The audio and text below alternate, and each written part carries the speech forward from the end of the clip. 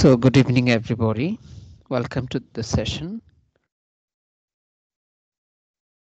As it was planning to take the session on project cycle management, I thought that it is very important to understand project proposal. And I planned to take class on project cycle management at the end of the series, like on 15th of February, I'll take the class on project cycle management. So today is project proposal writing. Today's session is very important. I have a feedback from you yesterday that to take the class in Bangla. So today I'll take the class in both in English and Bangla. And if you have any questions, we can talk about it. আমাদের গতকালকের ক্লাসে একটা feedback ছিল ক্লাসটা বাংলায় নেওয়ার জন্য। আজকের ক্লাসটা আমি হাইব্রিড ক্লাস নেব বাংলা এবং ইংরেজিতে। সো দ্যাট ইন্টারন্যাশনাল পার্টিসিপেন্ট যারা রয়েছে তারা বুঝতে পারবে, বাংলাদেশি যারা রয়েছে তারাও বুঝতে পারবে। যারা ইংরেজি বুঝবেন না তারা বাংলা যদি প্রশ্ন করেন আমি বাংলায় উত্তর দেওয়ার চেষ্টা করব। এবং আজকের ক্লাসটা খুব ইম্পর্টেন্ট, কারণ আমরা অনেকগুলো ম্যাটেরিয়াল নিয়ে কাজ করব। অনেক সময় আমি ক্লাস থেকে বেরিয়ে যাব, ক্লাস থেকে বেরিয়ে গিয়ে আপনাদেরকে ম্যাটেরিয়াল দেব, তখন আপনাদেরকে ম্যাটেরিয়ালগুলো ওপেন করতে হবে। আমার রিকোয়েস্ট হচ্ছে ক্লাসটা ল্যাপটপ থেকে জয়েন করার জন্য। So today's class will be in both Bangla and English. If you have any question in English, I can respond. If you have any question in Bangla, I can respond. Please open the class also in your mobile and your laptop so that you can continue see the materials I'll share with you during the class, and we can work together while we are taking the class online.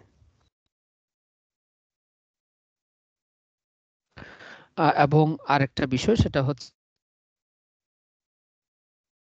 Class ছিল project cycle management. আমার মনে হয়েছে আমরা যদি project proposal এবং project এর অন্যান্য fundamentals গুলো আগে জেনে যাই, সেক্ষেত্রে প্রজেক্ট সাইকেল ম্যানেজমেন্টটা বোঝা অনেক সহজ হবে। সেজন্য প্রজেক্ট সাইকেল ম্যানেজমেন্টের ক্লাসটা আমি 15 ফেব্রুয়ারি রেখেছি, যাতে আমাদের এই 6টা ওয়ার্কশপের সিরিজ শেষে আমরা এটা করতে পারি। আজকের ক্লাসটা একটু কঠিন হতে পারে, কারণ আমরা অনেকগুলো মেটেরিয়াল নিয়ে কাজ করব। So there are some reminders to mute your microphone so that we will not have any unnecessary sounds. And if you want to turn on your camera, you can. If you have any question, we can discuss the question in question time. So there will be Q&A, and if you have any question, you can ask in each slide. So the method from previous class and today's class is that we have question answer in each slide. গতকালকের class থেকে আজকের ক্লাসটা একটু আলাদা হচ্ছে, আমরা প্রতি স্লাইডে প্রশ্ন রেখেছি। যেহেতু এটা একটা প্রজেক্ট প্রপোজাল নিয়ে ক্লাস, সো আমাদের প্রত্যেকটা স্লাইডে প্রশ্ন থাকবে এবং প্রত্যেকটা স্লাইডে রেসপন্ড করার সুযোগ রয়েছে। So let's go ahead. I think I'll not take more time on my introduction. আমার ইন্ট্রোডাকশন আমি Nur Mustafa Kamal Zafari. I am the founder and owner of Jafari Professional University. I have a diplomatic YouTube channel, which is, and I have working experience in development, humanitarian, and emergency sector for the last 21 years. So today's session is on two modules. Module 1, theoretical presentation on project proposal writing, and writing a quality project proposal. আজকে হচ্ছে দুটো module, একটা হচ্ছে আমরা project প্রপোজালের theoretical অংশটা দেখব, আর একটা তো হচ্ছে প্রজেক্ট প্রপোজাল কিভাবে একটা কোয়ালিটি প্রজেক্ট প্রপোজাল লেখা যায় সেটা টেকনিক্যাল পার্টটা দেখব।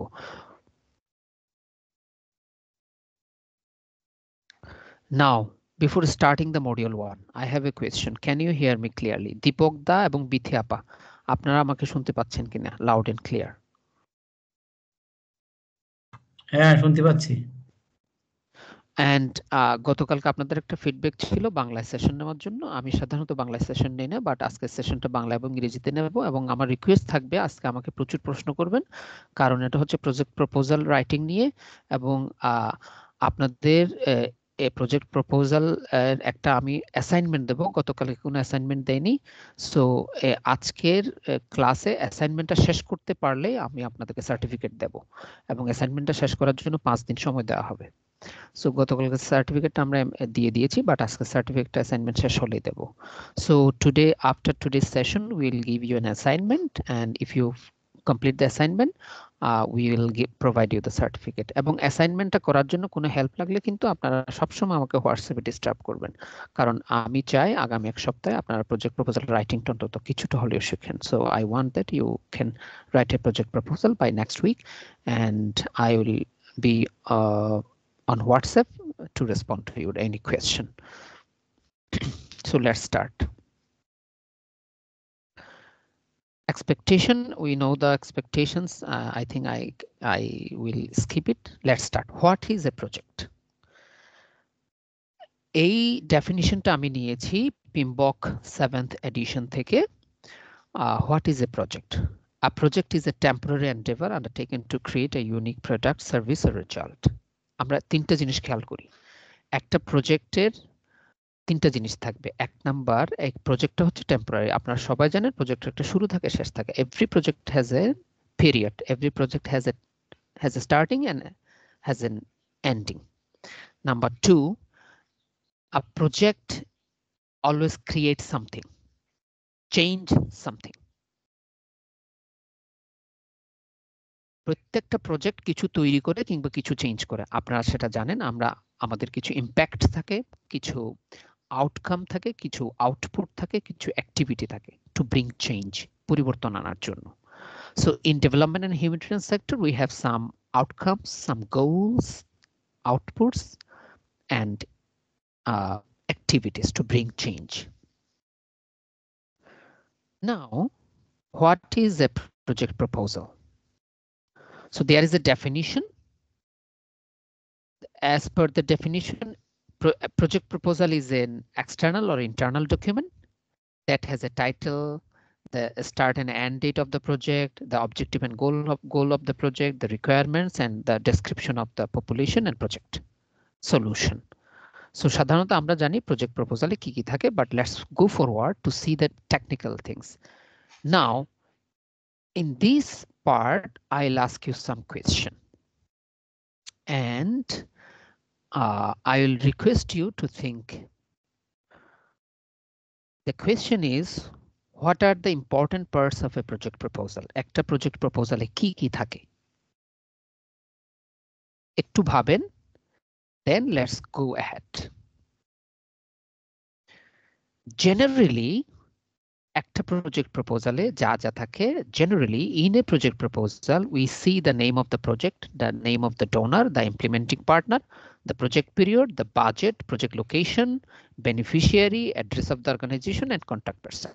এটা হচ্ছে কভার পেজে থাকে। একটা প্রজেক্টের কভার পেজে প্রথম যে পেজটা, সেখানে এইসব জিনিস থাকে। Now, then প্রজেক্ট প্রপোজালে যেটা থাকে সেটা হচ্ছে প্রজেক্ট সামারি। তাহলে আমরা কিন্তু একটু মুখস্থ করি। Let us memorize. In the cover page of a project proposal.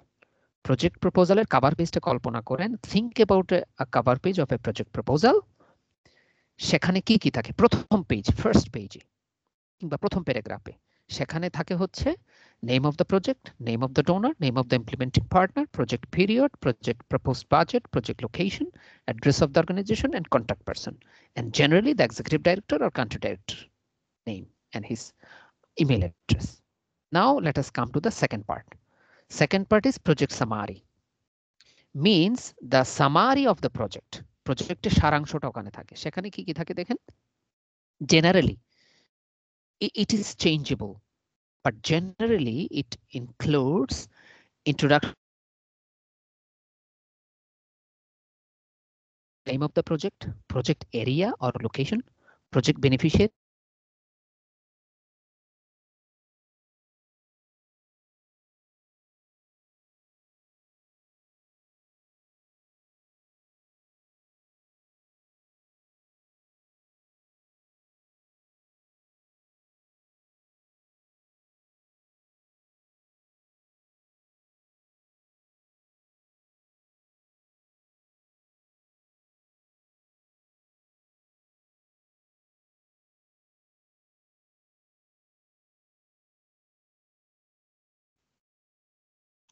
so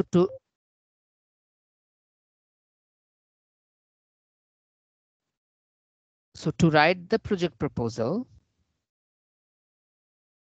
I may refer from CRC,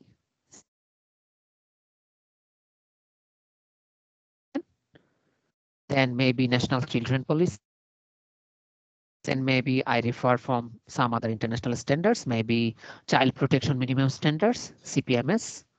So I read these literature from these literatures. So on the references. Now, বাংলায় আমি বলছি literature review হচ্ছে for example আমি child protection নিয়ে একটা project proposal লিখছি তো স্বাভাবিকভাবে চাইল্ড প্রোটেকশন নিয়ে কিছু লিটারেচার আছে বড় ধরনের সাহিত্য যেমন ধরা যাক আপনার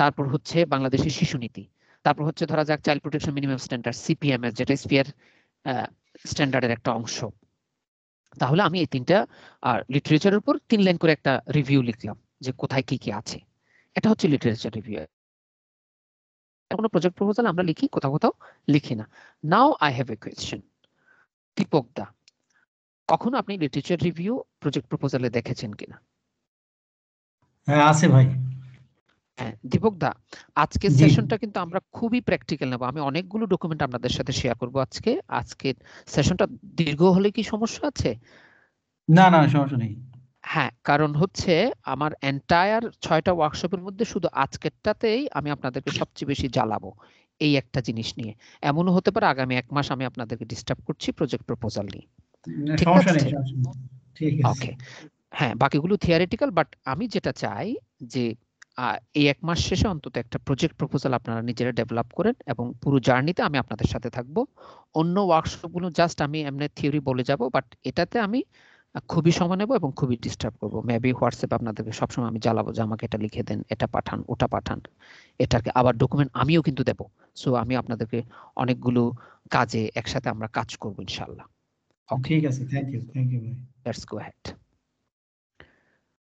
নাও এরপর আমরা প্রজেক্ট প্রপোজালে যা লিখি naturally we need to give a project justification why the project need to take why we need the intervention why we need the fund why we need to implement the project justification হচ্ছে যে এই জায়গায় আমাদেরকে লিখতে হয় 8-10 লাইনে যে এই প্রজেক্টটা কেন দরকার কেন এই অ্যাক্টিভিটিগুলো ইমপ্লিমেন্ট করতে হবে কেন আমাদের ফান্ডটা লাগবে কেন ওই বেনিফিশিয়ারিদের এই প্রজেক্টকে এনগেজ করতে হবে কেন এই পরিবর্তনটা আনার দরকার কেন আমাদের ইন্টারভেনশনগুলো নিতে হবে কেন অ্যাক্টিভিটিগুলো আমাদেরকে ওই এলাকায় ইমপ্লিমেন্ট করতে হবে কেন ওই বেনিফিশিয়ারিদেরকে এই প্রজেক্টের সাথে ইনক্লুড করতে হবে অনেকগুলো কেনর উত্তর কিন্তু আমাদেরকে এই অংশে 4-5-6 লাইন বা 10 লাইনে লিখতে হয় এটাকে কেউ কেউ আমরা প্রজেক্ট জাস্টিফিকেশন বলি আবার কেউ কেউ রেশনাল অফ দ্য প্রজেক্ট বলি আবার প্রজেক্টের যৌক্তিকতা আবার কেউ কেউ বলি যে why project need to be implemented ভাষা চেঞ্জ হতে পারে কিন্তু কথাটা লিখতে হয় মূলত কেনর উত্তর দিতে হয় ডোনারকে So let me explain in English. In this part, we need to justify to the donor that why the project needs to be taken, why the beneficiaries should be engaged in the project, why we need the interventions in the project location with the project beneficiaries. So we need to prove the things to the beneficiary, why we need the fund, why we need the intervention in this part in 8 to 10 lines.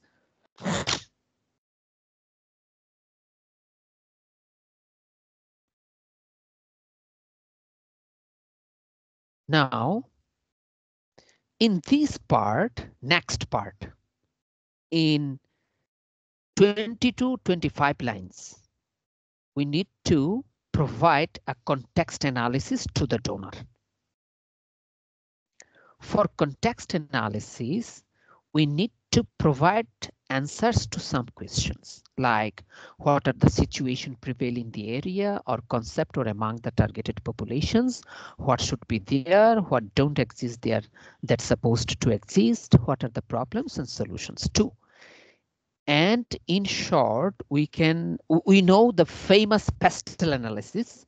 So I include 1C, PASTEL analysis. So what is PASTEL analysis? This is political analysis of the local location and the beneficiaries, economic analysis, cultural analysis, social analysis, technological analysis, and legal analysis and environmental analysis.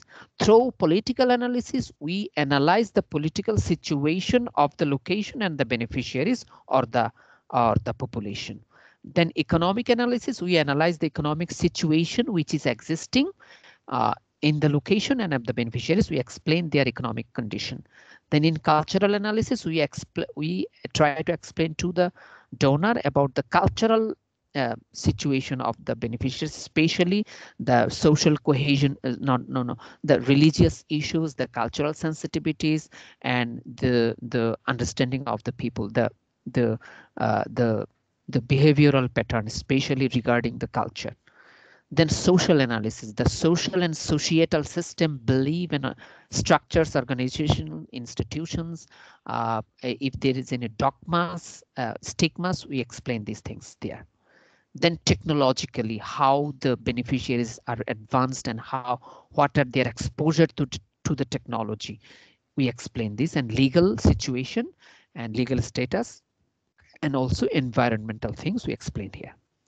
Context অ্যানালিসিসে আমরা যে কাজটা করি, কোনো ক্ষেত্রে ডোনারকে আমরা 10-12 লাইনে এটা দিতে পারি, কোনো ক্ষেত্রে ডোনার একটা ডিটেইলড কনটেক্সট অ্যানালিসিস চায়। যদি 10-12 লাইনে দেই, তাহলে আমরা প্যাক্সটেল অ্যানালাইসিস সূত্রটা ইউজ করে প্রত্যেকটাতে 2 লাইন করে দিলে আমরা কিন্তু সহজেই 14-15 লাইন হয়ে যায়। ফর এক্সাম্পল, প্রথম 2টা লাইন লিখলাম ওই এলাকার রাজনৈতিক পরিস্থিতি নিয়ে, অর্থাৎ পলিটিক্যাল অ্যানালিসিস। তারপরে 2 লাইন লিখলাম ইকোনমিক অ্যানালিসিস, ওই এলাকার অর্থনৈতিক অবস্থা কিরকম, মানুষদের অর্থনৈতিক অবস্থা কিরকম। তারপর হচ্ছে কালচারাল অ্যানালিসিস, সাংস্কৃতিক অবস্থাটা কিরকম। Then social analysis, then social মানে সামাজিক অবস্থা কিরকম, সমাজে কোনো কুসংস্কার আছে কিনা, হ্যাঁ। তারপর হচ্ছে এলাকার মানুষদের সামাজিক অবস্থান কিরকম সেটা ব্যাখ্যা করতে পারি। তারপর হচ্ছে টেকনোলজিক্যাল অ্যানালিসিস, অর্থাৎ প্রযুক্তির দিক থেকে এলাকার মানুষরা কিরকম, বেনিফিশিয়ারি কিরকম। তারপর হচ্ছে লিগ্যাল বা আইনগতভাবে ওই এলাকার মর্যাদাটা কিরকম, এটা কিরকম একটু আমি ব্যাখ্যা করি। ফর এক্সাম্পল, বাংলাদেশে পার্বত্য চট্টগ্রাম কিন্তু আইনগতভাবে একটা বিশেষ স্ট্যাটাস সম্পন্ন এলাকা। কেমনে?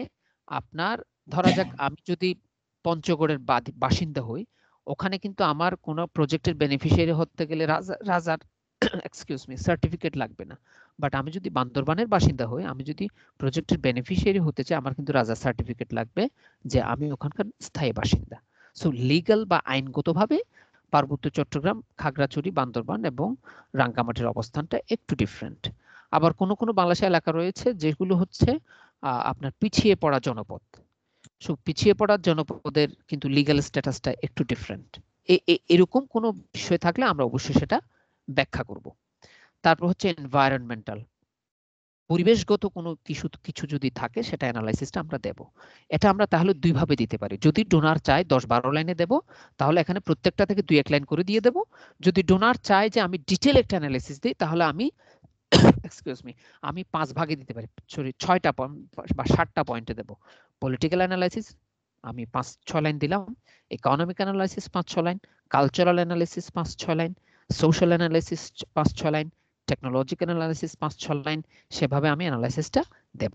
আমি এই জায়গায় একটু থামবো, কারণ কনটেক্সট অ্যানালাইসিসটা আমাদের জন্য লেখার ক্ষেত্রে অনেক চ্যালেঞ্জ হয়। আপনাদের জন্য যদি কোনো কোয়েশ্চেন থাকে কনটেক্সট অ্যানালাইসিস নিয়ে, যদি কোনো কমেন্ট থাকে। না ভাই, যেহেতু আপনি পয়েন্ট আকারে বলছেন, ওকে, যদি আমরা পয়েন্ট আকারে দেই, তাহলে ওই যে 2-1 লাইন করে লিখলেই তো হয়ে যাচ্ছে পুরোটা। আর যদি না হয় হ্যাঁ তাহলে ওটাকে কয়েকটা হ্যাঁ ভাগে ভাগ করে সেইভাবে দেওয়া, ডোনার চাইলে হ্যাঁ, আর আর এটা ভাবতে হবে না, কারণ এগুলো প্রত্যেকটা পয়েন্ট কিন্তু আপনাদেরকে আমি এক্সারসাইজ করাবো। সো মানে আমি আপনাদেরকে তো সহজে ছেড়ে দেব ইনশাআল্লাহ। পুরো জার্নিতে আমি আপনাদের সাথে থাকবো ইনশাআল্লাহ। So let's go forward. Now gender analysis. This is a very, very important part.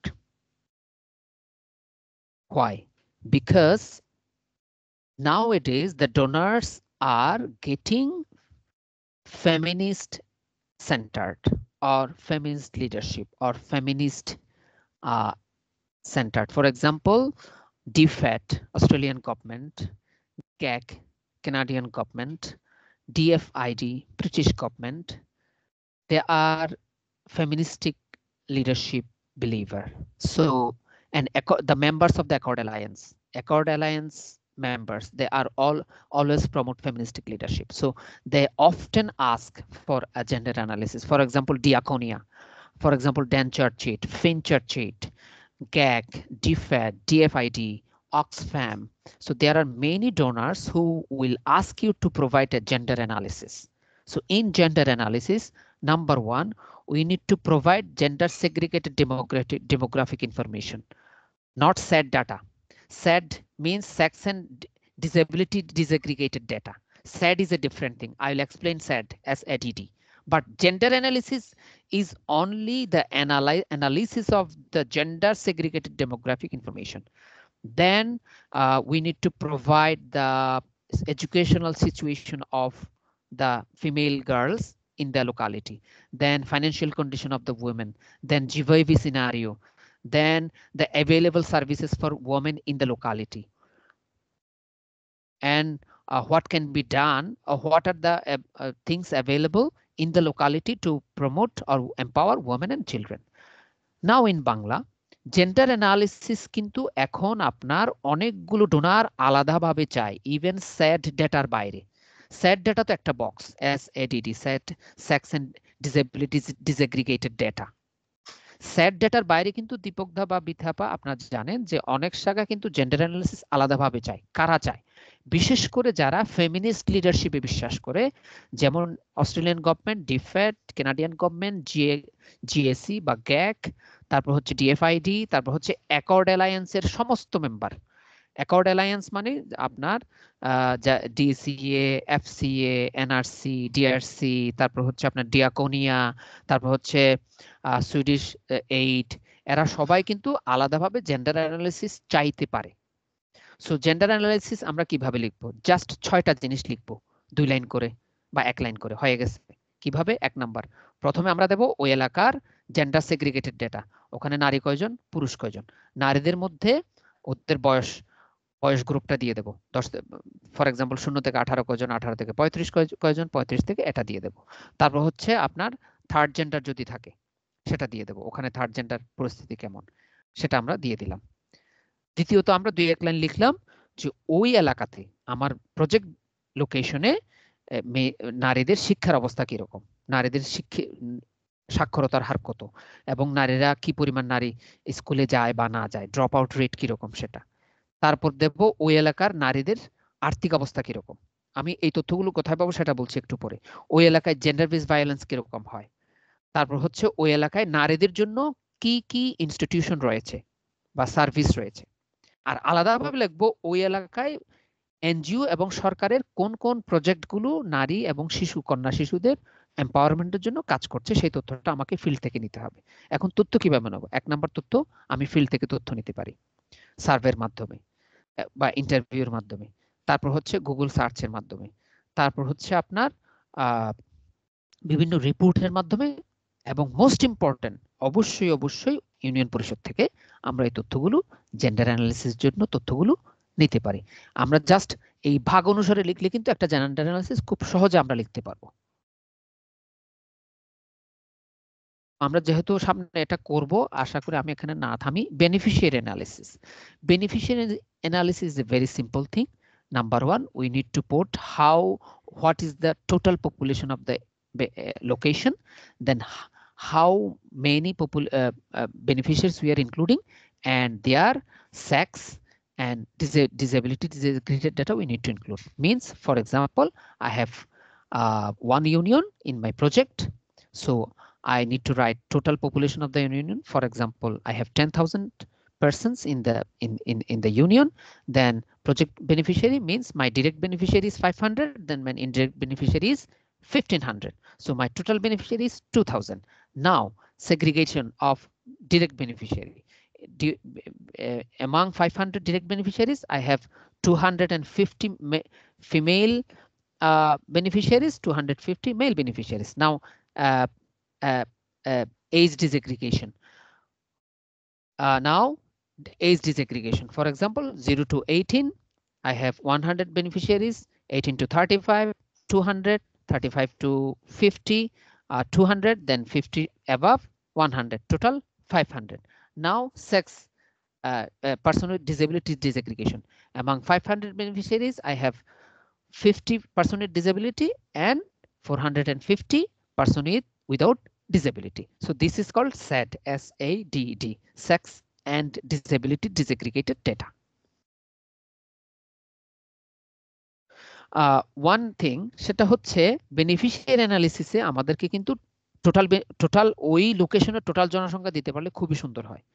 For example, আমি একটা উপজেলায় প্রজেক্ট বাস্তবায়ন করব 3টে ইউনিয়নে, আমি ওই 3টে ইউনিয়নের টোটাল জনসংখ্যাটা দিলাম, তারপর দিলাম আমার প্রজেক্টের ডিরেক্ট বেনিফিশিয়ারি 500 জন, ইনডিরেক্ট বেনিফিশিয়ারি ধরা যাক 1,500 জন, শেষ। এরপর আমার আসতেছে এবার জেন্ডার ডিসএগ্রিগেশন, আমার নারী কয়জন 500 জনের মধ্যে, পুরুষ কয়জন, তারপর হচ্ছে আপনার থার্ড জেন্ডার কয়জন গেল, এবার হচ্ছে আমার ডিসেবিলিটি ডিসএগ্রিগেশন, আমার ওখানে সরি এইজ ডিসএগ্রিগেশন, হ্যাঁ, কারণ সেট মানে হচ্ছে sex, age and disability disaggregated data, SADD। আমার 0 থেকে 18 কয়জন, 18 থেকে 35 কয়জন, 35 থেকে 50 কয়জন বা 60 কয়জন। তবে আবার এই সিলিংটা কিন্তু ডোনার দিয়ে দেয় অনেক সময়, যে এই বয়স থেকে এই বয়স কয়জন, সো আমরা সেটা সেভাবে দেব। এবার আমি ডিসেবিলিটি ডিসএগ্রিগেশন আসি, ফর এক্সাম্পল আমার ওখানে এক্সকিউজ মি 10 জন পার্সন ডিসেবিলিটি আছে আর 490 জন হচ্ছে পার্সন উইদাউট ডিসেবিলিটি, তাহলে আমার সেট ডেটা দেওয়া শেষ, অর বেনিফিশিয়ারি অ্যানালিসিস শেষ। এগুলো আমরা বক্স আকারে করতে পারি, আমরা সামনে করব ইনশাআল্লাহ বক্স আকারে। Now most important part, the goal of the project, the objective of the project, the outcome of the project. আমরা সামনে একটা প্রজেক্ট, আস্ত একটা প্রজেক্ট নেব ইনশাআল্লাহ, সেখানে আমরা গোল লিখবো, অবজেক্টিভ লিখবো এবং আউটকাম লিখবো, আউটকাম থেকে আউটপুট থেকে শুরু করে সবকিছু আমরা লিখবো এবং লগ ফ্রেম ডেভেলপ করবো ইনশাআল্লাহ। Now implementation plan. In project proposal, we need to add or provide an project implementation plan to show the donor how we will implement the project. So we can call it implementation strategy, we can call it implementation plan, we can call it work plan, we can call it activity plan, we can call it DIP or detailed implementation plan. So in this part, we need to write the project approach, the method of implementation, what initiatives will be taken to make the project a success, and we need to answer some questions. Implementation plan কে আমরা অনেকে অনেক নামে ডাকি, এটা হতে পারে কেউ কেউ বলতে পারে ইমপ্লিমেন্টেশন স্ট্র্যাটেজি, কেউ কেউ বলতে পারে ওয়ার্ক প্ল্যান, কেউ কেউ বলতে পারে অ্যাক্টিভিটি প্ল্যান, কেউ কেউ বলতে পারে ডিআইপি। আমরা সামনে এগুলো করবো ইনশাল্লাহ, যখন আমরা করব আমরা দেখতে পাবো। এই অংশে কিন্তু আমাদেরকে কিছু জিনিস ব্যাখ্যা করতে হয়। 1 নম্বর, আমার প্রজেক্টের অ্যাপ্রোচ কি হবে, মেথড কি হবে, যাতে কোন মেথড আমি প্রজেক্টটা ইমপ্লিমেন্ট করব, আমার এই প্রজেক্টটা সাকসেসফুল করার জন্য কি কি ইনিশিয়েটিভ নেব। এরপর কিছু প্রশ্নের উত্তর দিতে হয়, যে এই প্রজেক্টের কারা ডোনার হবে, হোয়েন কখন প্রজেক্ট ইমপ্লিমেন্ট করতে হবে, কারা করবে, কোথায় করবে, কিভাবে করবে। সো সবগুলো জিনিস আমরা ইমপ্লিমেন্টেশন প্ল্যানে লিখি। আমরা নিজেরা যখন ইমপ্লিমেন্টেশন প্ল্যান ডেভেলপ করব তখন আমরা এটা ইনশাআল্লাহ আরো বেশি ডিটেইলে জানবো। সো প্রজেক্ট প্রপোজাল এই ওয়ার্কশপটা শেষ হওয়ার পর আমাদের কাজ শেষ না, আমরা প্রত্যেকটা জিনিস ছোট ছোট একটু একটু করে ফাইনাল একটা প্রজেক্ট প্রপোজাল সবাই রেডি করব ইনশাআল্লাহ। Now project management organization is a very simple. In this part, in 2 to 3 lines, we provide, or in 1 paragraph, we provide how the project will be managed and what is the structure of the project, means organogram. We write the project management implementation committee and their position, their role, and also we need to draw a organogram of the project. What is the reporting line? এই অংশটাতে আমরা just লিখবো যে আমার project ম্যানেজমেন্টের কমিটিতে কারা কারা থাকবে, তাদের দায়িত্বগুলো কি, এবং এই প্রজেক্টে কারা কাকে রিপোর্ট করবে। ফর এক্সাম্পল, গার্ড কাকে রিপোর্ট করবে, প্রজেক্টের মিল অফিসার কাকে রিপোর্ট করবে, এটা আমরা একটা চার্ট আকারে দিয়ে দিই। আমরা সামনে এরকম একটা চার্ট তৈরি করব। Then budget. So we have 2 budgets. Budget নিয়ে স্পেশাল কথা হবে ইনশাআল্লাহ। একটা হচ্ছে মেইন বাজেট, একটা হচ্ছে ডিটেইলস বাজেট। সো আপনারা যদি এক্সেলে আপনাদের এক্সপোজার না থাকে, এই অংশটাতে কিন্তু আপনাদেরকে এক্সেলে কাজ করতে হবে। সো আমরা আস্ত একটা বাজেট রেডি করব, আমি একটা বাজেট দিয়ে দেবো, সেটা থেকে দেখে আপনাকে একটা ছায়া বাজেট তৈরি করতে হবে। Gantt chart, আমরা project proposal, we need to provide a Gantt chart. In this Gantt chart, we provide the presentation of the project in a visual way. So we will create Gantt chart and we will show the things. আমরা নিজেরা Gantt chart তৈরি করব, Gantt chartের মাধ্যমে আমাদের দেখাবো প্রজেক্টের কোন মাসে কি কাজ হবে। Then action plan. In some project proposal, we need to provide action plan. What will be my action plan of the project? We need to write down the detailed activities and steps of the activity. For example, I have an activity, training 5 children groups on Child Rights Convention. Now I need to explain how I will do this work. For example, action plan আমাদেরকে যা করতে হয়, প্রত্যেকটা অ্যাক্টিভিটির কাজগুলো ডোনারকে দেখাই দিতে হয় যে আমি এভাবে করব, আমি বুঝছি এটা। ফর এক্সাম্পল, আমার একটা অ্যাক্টিভিটি হচ্ছে যে 5টি শিশু দলকে শিশু অধিকার সনদ নিয়ে ট্রেনিং করানো হবে। এখন আমাকে লিখতে হবে আমি কিভাবে করব। 1 নাম্বার দল গঠন করব, 2 নাম্বার দলকে ওরিয়েন্টেশন দেব, 3 নাম্বার দলের সাথে আলোচনা হবে, ট্রেনিং এর ইস্যু কি হবে, ভেন্যু কি হবে, 4 নাম্বার আমি ভেন্যু ঠিক করব, 5 নাম্বার আমি কনসালটেন্ট হায়ার করব, 6 নাম্বার মেটেরিয়াল ডেভেলপ করব, 7 নাম্বার মেটেরিয়াল প্রিন্ট করব, 8 নাম্বার মেটেরিয়াল ব্যানার সহ অন্যান্য জিনিস কিনব, 9 নাম্বার তাদেরকে ইনভাইট করব। সো আমাদেরকে পুরো স্টেপগুলো এখানে লিখতে হয় যাতে ডোনার জানে যে সে তার প্রত্যেকটা অ্যাক্টিভিটি বুঝে এবং সে জানে অ্যাক্টিভিটিগুলো কিভাবে করতে হবে, তার টিম জানে। এটা আমাদেরকে ডোনারকে প্রমাণ দিতে হয়, বুঝাই দিতে হয় যে এটা আমি জানি। অনেক সময় ডোনার এটা ডিরেক্টলি চায় এবং ডিটেইলে চায়, সো আমরা এটা করব সামনে। Then SDG indicator. In many project proposal, donor wants to see that how your activities are in line with SDGs and which indicators. We need to give specific explanation and indications. অনেক project প্রপোজালে donor directly জানতে চায় আপনার অ্যাক্টিভিটিগুলো এসডিজির কোন কোন indicator এবং sub ইন্ডিকেটরকে serve করছে। So আমাদেরকে directly বলতে হয় যে আমার এই project SDG indicator 1.1.a, SDG indicator 11.1.b কে রিচ করছে বা বি এর শর্তাদি পূরণ করছে, এটা আমাদেরকে বলতে হয়। সো আমরা সামনে এসডিজি নিয়ে সরাসরি কাজ করব, এসডিজির যে বিষয়গুলো আমি আপনাদের সাথে শেয়ার করব। Now log frame, the famous log frame. Log frame is the most important thing. It shows your understanding about the project, your vision about the project. We explained the log frame yesterday. আমরা গতকালকে log frame নিয়ে কিছু আলোচনা করেছি। সামনে আমরা একটা log frame develop করব, তখন আমরা আমাদের অনেকগুলো চ্যালেঞ্জ হবে, তখন আমরা এগুলো সমাধান করব। I hope that. Now RASI chart. RASI chart is a basically communication chart. It allows the project manager to understand who will do what and how you will do it. রাশি চার্টের মূল উদ্দেশ্য হচ্ছে আপনার হু ইজ রেসপন্সিবল, কে কোন কাজের জন্য responsible, কে কোন কাজের জন্য অ্যাকাউন্টেবল, কার জন্য কোন কাজের সাথে আমাদেরকে কনসাল্ট করতে হবে, কাকে ইনফর্ম করতে হবে। সো এটা হচ্ছে মোটা দাগের একটা আমাদের কমিউনিকেশন টুল, এটা আমরা সামনে তৈরি করব নিজেরা। Then meal plan. We talked about meal plan in detail and in future we will develop a meal plan. আমরা সামনে meal plan develop করব, so we will understand how to develop a meal plan. So এগুলো প্রত্যেকটা জিনিসের জন্য প্রত্যেকদিন আমি আপনাদেরকে অনেকগুলো কাজ দেব। Then risk management plan, which is a very, very important thing. We need to create a risk management plan or RMP. And in this plan, we need to put everything, all the challenges of the project, all the risks of the project, and we need to provide to the donor that we know the risk and we know how to mitigate the risk.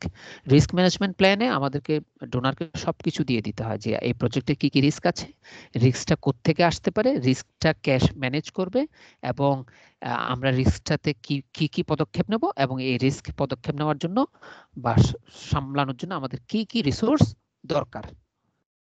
So risk management plan আমরা তৈরি করব ইনশাআল্লাহ। Then I think আমরা খুব interesting কাজ করব। You are very lucky that আমি SRMP country and regional level করা আছে আল্লাহর মধ্যে। রিস্ক ম্যানেজমেন্ট নিয়ে আমি আপনাদেরকে প্রচুর হেল্প করতে পারবো ইনশাআল্লাহ, এবং আমি বলবো যে আপনারা আমাকে প্রচুর ডিস্টার্ব করেন আজকে থেকে প্রত্যেকটা ইস্যু নিয়ে। Now sustainability plan. Many experts says that sustainability plan is the convincing factor of a project proposal. In this part, we explain to the donor how project will be sustained even we leave the project and how the learning will be sustained. আমরা জানি আপনারা যা অভিজ্ঞ মানুষ, sustainability plan এটাকে বলা হয় প্রজেক্টের রূহ। কারণ সাস্টেনেবিলিটি প্ল্যানই ডোনারকে কনভিন্স করে ফান্ড দেবে কি দেবে না অনেক ক্ষেত্রে, অনেক এক্সপার্ট এটা বলে থাকেন।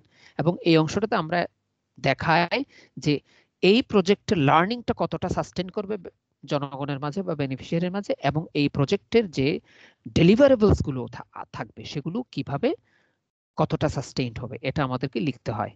সাস্টেনেবিলিটি প্ল্যানটা লিখতে হয় এবং এবং আরো লিখতে হয় সেটা হচ্ছে আমরা চলে আসার পর এই প্রজেক্টটা সাস্টেইন করানোর জন্য কিন্তু আমাদের একটা প্ল্যান থাকে। সেটা একটা কমিটি ফরমেশন হতে পারে, সেটা একটা লার্নিং জার্নি হতে পারে, সেটা আমাদের অডিও ভিডিও ম্যাটেরিয়াল ডেভেলপ করে দেওয়া হতে পারে। There are many things and many modalities which varies from project to project. Then CRM আমরা জানি এটা হচ্ছে সিআরএম এর যোগ, complain and feedback mechanism. So এই প্রজেক্টের কমপ্লেন এন্ড ফিডব্যাক মেকানিজম কি হবে সেটা আমাদেরকে ব্যাখ্যা করতে হয়। In this part we need to explain the complain and feedback mechanism of the project, how the beneficiaries and stakeholders will be communicated, and how can they put a complaint, and how the complaint will be received and managed, and how the report shall be created. We need to explain everything here in this section. Then exit plan. What will be the exit plan? How the project will be exited? So in this part, we need to provide all the relevant points how we will exit, like how to collect the project completion certificate and NOC and other things, handover things and ceremony, other things we need to explain. Exit plan এ আমাদেরকে লিখতে হয় যে আমরা project completion report কি হবে, কার সাথে যোগাযোগ করা হবে, NOC কিভাবে নেওয়া হবে, প্রজেক্ট হ্যান্ডওভার কখন হবে, হ্যান্ডওভার সেরেমনি কি হবে, হ্যান্ডওভারের প্রসেসটা কি হবে, এইসব বিষয় আমরা এখানে এক্সপ্লেন করি। Now appendix, in this part in the proposal we need to add something like donor can ask for a budget, risk management plan, project policies, list of staff members, budget forecasting, pro forma contract documents, code of conduct of the organization, audit report, annual report, general policy, financial stability report and other policies. অনেক সময় donor কিন্তু অনেকগুলো জিনিস চায়, এই জায়গায় আমরা এটা লিখে দিই যে আমি আপনার এই প্রজেক্ট প্রপোজালে এই জিনিসগুলো দিচ্ছি, সেটা আমাদেরকে এখানে সুন্দর করে লিখে দিতে হবে। নাও ফাইনালি রেফারেন্সেস, এই প্রজেক্টটা লেখার জন্য, প্রপোজাল লেখার জন্য আমি কোত্থেকে রেফারেন্স নিয়েছি সেটা আমাকে লিখে দিতে হয়। আবার কোনো নোট থাকলে, ব্যাখ্যা থাকলে ব্যাখ্যাটা আমাদেরকে লিখে দিতে হয়। হ্যাঁ, ফর এক্সাম্পল আমি থার্ড জেন্ডার নিয়ে একটা কাজ করব, সেখানে আমি লিখলাম হিজড়া, তো নিচে আমাকে লিখে দিতে হবে হিজড়া বলতে আমরা কি বুঝি এবং হিজড়াদের আইনগত অবস্থান বাংলাদেশে কি, এটা আমাদেরকে লিখতে হয়। এরপর কোথাও যদি আমি রেফারেন্সিং দিই, এই রেফারেন্সটা কোন মেথডে হয়েছে, সেটাকে এপিএ মেথড নাকি এমএলএ মেথড নাকি মিশিগান মেথড নাকি শিকাগো মেথড, এটা আমাদেরকে এখানে লিখে দিতে হয় রেফারেন্সেস। সো ইনশাআল্লাহ আমরা এগুলো করব এবং এগুলো আমি এক্সপ্লেইন করব আপনাদেরকে। সো আমরা মানে ছোট ছোট আকারে যাব। Now module 2, how to write a quality project proposal. একটা সুন্দর কোয়ালিটি প্রজেক্ট প্রপোজাল আমরা কিভাবে লিখবো যেটা দেখলেই ডোনারের ভালো লাগবে। So there are only some one important thing. Don't try to write ideal proposal. Just place your case clearly. Please, আমরা যখন সামনে প্রজেক্ট প্রপোজাল ডেভেলপ করব, আমরা পৃথিবীর শ্রেষ্ঠ প্রপোজাল লেখক হওয়ার চেষ্টা করব না। আমরা জাস্ট আমাদের কথাগুলো ক্লিয়ারলি লিখব, গ্রামার ভুল হোক, ভাষা ভুল হোক, কিন্তু আমাদের কথাগুলো আমরা ক্লিয়ারলি লিখব। So we don't need to be the greatest project proposal writer in the entire human history, but we will write the case clearly. We might have grammatical problems, we might have other things, but the case should be clear. Now, number 1, scratch level means to start the writing of project proposal, we can do some research, we can Google, we can discuss with our bosses and experts, we can do some interview, we can share ideas. Project proposal শুরু করার আগে যেটা করতে হবে, অবশ্যই আমাদেরকে research করতে হবে, ম্যাটেরিয়াল কালেক্ট করতে হবে, গুগলে লিখতে হবে, কারোর সাথে আলোচনা করতে হবে, যারা এক্সপার্ট তাদের আমরা ইন্টারভিউ নিতে পারি, এরপর আমার টিমের সাথে শেয়ার করতে হবে যে আমি এরকম একটা প্রজেক্ট প্রপোজাল লিখতে চাচ্ছি, কি কি করা যায়। So this is the scratch level and we need to collect the things from different sources. Then drafting is very important. Number 1, the boring first draft. Just write down whatever the ideas, then share with your colleagues, share with your departments, take notes, comments. First draft হচ্ছে সবচেয়ে মজার ব্যাপার, আপনার যত ভুলভাল চিন্তা আছে সব লিখে ফেলেন, তারপরে এবার একটা ড্রাফট করে সবার সাথে শেয়ার করেন, তাদের কমেন্টগুলো নেন, তারা বিশ্রী কমেন্ট করবে, প্রজেক্ট প্রপোজাল হয় নাই বলবে, হাসবে, সমস্ত কথাগুলো লিখে রাখেন। এরপর আপনি সেকেন্ড ড্রাফট করেন ফার্স্ট ড্রাফটের সব কমেন্ট নিয়ে, নাও আবার নিজে পড়েন, take notes, go back to the colleagues, then come back again for final check. Now যখন আমি ফাইনাল ড্রাফট করতে বসবো তখন আমি নাম্বার 1 যেটা দেখবো, I need to check the donor requirements, donor কি কি চেয়েছে। দেন অর্গানাইজেশনাল রিকোয়ারমেন্ট, আমার অর্গানাইজেশন কি কি চায়, এখানে আমার অর্গানাইজেশনের কোনো বক্তব্য আছে কিনা, আমার পলিসি কি বলে। Then technical issues, means for example আমার রেফারেন্স গুলো ঠিক আছে কিনা, আমার গ্রামারটা ঠিক আছে কিনা, আমার অন্যান্য জিনিস ঠিক আছে কিনা। দেন কোয়ালিটি চেক করবো, how we will check quality, quality কিভাবে চেক করবো। কোয়ালিটি চেক করবো 1 নাম্বার ওয়ার্ডিং, আমার শব্দগুলো ঠিক আছে কিনা, গ্রামারটা দেখতে হবে, ভাষাটা দেখতে হবে, আমি কোহেসিভ হয়েছি না। কোহেসিভ মানে হচ্ছে যে আমি যেটার পরে যেটা হওয়ার কথা সেটা সেভাবে দিয়েছেন। দেন কোহেরেন্স, কোহেরেন্স মানে আমি একটা প্যারাগ্রাফ লিখলাম, এই প্যারাগ্রাফটা যেভাবে হওয়ার কথা সেভাবে। ফর এক্সাম্পল আমার কনটেক্সট অ্যানালিসিসে আমি কনটেক্সট অ্যানালিসিস না লিখে আমি আস্ত একটা পলিটিক্যাল অ্যানালিসিস দিয়ে দিলাম, শুধুমাত্র কালচার অ্যানালিসিস দিলাম না, আমি এনভায়রনমেন্ট অ্যানালিসিস দিলাম না, আমি লিগ্যাল অ্যানালিসিস দিলাম না, আমি টেকনোলজিক্যাল অ্যানালিসিস দিলাম না। দেন প্রিসাইসনেস, প্রিসাইসনেস ফর এক্সাম্পল আমাকে ডোনার বললো 300 শব্দে লিখতে, আমি লিখে দিলাম 700 শব্দ, সো এটা কিন্তু হবে না। দেন কারেক্টনেস, আমাকে বলেছে 5টা পয়েন্ট লিখতে, আমি দিয়ে দিলাম 7টা পয়েন্ট। দেন ইন্টিগ্রিটি, আমাদেরকে সবসময় খেয়াল রাখতে হবে, the most important point is integrity. What ever I write the right thing, আমি যাই না আমি সঠিক তথ্য দেবো, ভুল তথ্য দেবো না, ভুয়া কথা লিখবো না। That's very important. Now, if you have any questions, আপনাদের কোনো প্রশ্ন থাকলে আমরা বলতে পারি। এবং আজকে সেশন শেষে কিন্তু আমরা আজকে থেকে কিন্তু হোমওয়ার্ক শুরু হবে, অর্থাৎ আজকে থেকে আমি একটু একটু করে আপনাদেরকে হোমওয়ার্ক দেব। কারণ হচ্ছে আমার টার্গেট হচ্ছে আগামী 15 ফেব্রুয়ারি আমরা একটা পরিপূর্ণ প্রজেক্ট প্রপোজাল লিখব, প্রত্যেকদিন একটু একটু করে। হয়তো আমাদের একটু কষ্ট হবে, বাট আমি কথা দিচ্ছি আমাকে জাস্ট আপনারা এই 15 দিন সময় দেন, 15 দিন শেষে আপনি অবশ্যই প্রজেক্ট প্রপোজাল রাইটিং এক্সপার্ট হবেন। জাস্ট 15টা দিন সময় দিয়ে দেখেন। সো আপনাদের যদি এই মুহূর্তে কোনো কোয়েশ্চেন থাকে এমনি করতে পারেন, বাট আমরা মূল কাজ শুরু করলে অনেকগুলো কোয়েশ্চেন আসবে, যেগুলো আপনি আমাকে হোয়াটসঅ্যাপে কল দিবেন, আমি আপনাকে বুঝাই দেব, স্কাইপে কল দিবেন, আমি আপনাকে বুঝাই দেব। যদি কোনো কোয়েশ্চেন থাকে, if you have any questions. না ভাই, কাজ করতে গেলে বুঝতে পারবো যে কোথায় সমস্যা হবে, সেই সময় প্রশ্ন। ওকে, ইনশাআল্লাহ। একটা রিকোয়েস্ট থাকবে শুধুমাত্র, আই এম এ 24/7 ওয়ার্কার, আমি 24 ঘন্টা কাজ করি। আপনি রাতের 2টা বাজে একটা প্রজেক্ট প্রপোজাল লিখতে বসেছেন, আপনি বুঝেন না জেন্ডার অ্যানালিসিস, আপনি বুঝেন না ডিসেবিলিটি অ্যানালিসিস, সিম্পলি আমাকে একটা মেসেজ দেন বা কল দেন। So that will be the best thing. এটাই সবচেয়ে সুন্দর উপায়, যাতে আপনার কাজটা যখনই আপনি বুঝতে চেয়েছেন তখনই আপনি আমার কাছ থেকে উত্তরটা পেয়ে যান। আমি কিছু করতে না অন্তত একটা অডিও মেসেজ দিয়ে দেবে, দাদা এটা এভাবে করতে হবে। সো এই কাজটা আমি রিকোয়েস্ট করব, একদম কমফোর্টেবল মনে করেন। এই 15 দিন আমি আপনাদের ঘরের মানুষ, যাতে আমরা টিমে কাজটা করতে পারি। ওকে ভাই। ওকে, ইনশাআল্লাহ। তাহলে আজকে থেকে আমি হোয়াটসঅ্যাপে আপনাদেরকে একটু একটু ম্যাটেরিয়াল দিব, আমার রিকোয়েস্ট থাকবে আমাকে একটু রেসপন্ড করবেন। এন্ড অফকোর্স আমরা টিম মেম্বার, আজকে থেকে এখানে বড় ছোট কেউ নেই, আমরা জাস্ট টিমে কাজ করব। আমরা প্রচুর ভুল করব, কারণ আমরা ভুল করতে চাই, আমরা ভুলকে ভালোবাসি বলেই ভুল করব। ওকে, থ্যাংক ইউ, গুড নাইট। আগামী 10 মিনিটের মধ্যে আমি প্রথম অ্যাসাইনমেন্টটা দিয়ে দেবো ইনশাআল্লাহ। Thank you very much, good night. Thank you.